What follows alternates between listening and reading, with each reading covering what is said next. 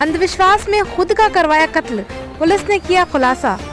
प्रयागराज से बड़ी अपडेट आपको बताएंगे। मरने के बाद क्या कोई शख्स दोबारा जिंदा हो सकता है? जाहिर है ये नामुमकिन है, लेकिन इस दुनिया में अंधविश्वास में कुछ लोग जी रहे हैं। यही कारण है कि प्रयागराज में एक शख्स ने सिद्धि प्राप्त करने के लिए अपनी ही हत्या खुद से करवा ली।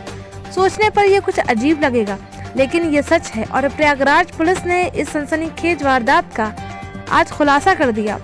पुलिस की गिरफ्त में खड़ा ये शख्स नितेश सैनी है, जो हरिद्वार में रहता था। हरिद्वार में ही आशीष दीक्षित से मुलाकात हुई और दोनों में दोस्ती हो गई।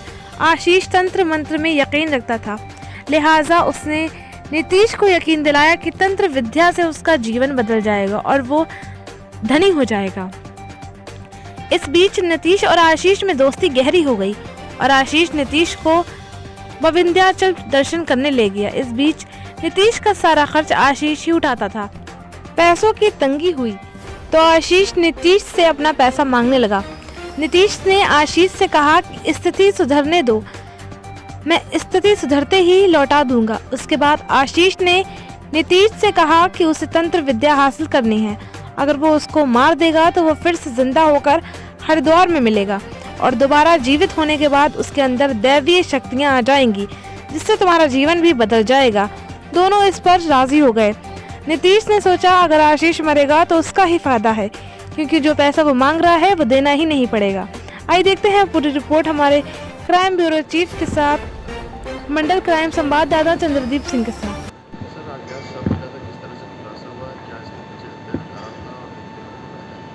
देखिए, 10 दिसंबर को थाना करछना पे एक सूचना प्राप्त हुई थी एक अज्ञात शव के संबंध में। तत्काल वहां पे फील्ड यूनिट और सभी उच्च अधिकारी पहुंचे थे। शव को देखने से ये प्रथम दृष्टया प्रतीत हो रहा था कि इसकी हत्या कर दी गई है।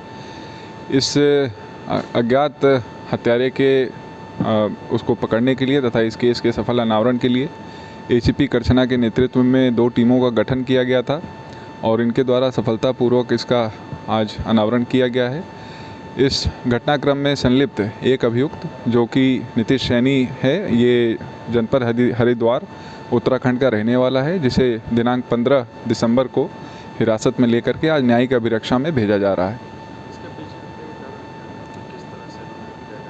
जो अभियुक्त नितेश सैनी है, इनसे विस्तृत और गहन पूछताछ की गई। इन्होंने बताया कि आशीष दीक्षित को, जो कि मृतक हैं, इनको 5-6 महीने से जानने लगे थे। आशीष दीक्षित इन्हें अपने साथ कर्मकांड, पूजा पाठ, तंत्र मंत्र की बातें सिखाने के लिए अपने साथ रखने लगे थे। इन लोगों का ये उद्देश्य था कि ये लोग कोई ऐसी तंत्र सिद्धि कर लें जिससे व्यक्ति मृत्यु के उपरांत पुनर्जीवित हो जाए, और इसी बहकावे में ले करके उन्होंने जो अभियुक्त हैं उन्हें संतुष्ट और कन्विंस कर लिया कि उनके ऊपर प्रहार कर दें। वो प्रहार जो था वो प्राणघातक था और इसी घटनाक्रम के चलते उनकी मृत्यु हो गई।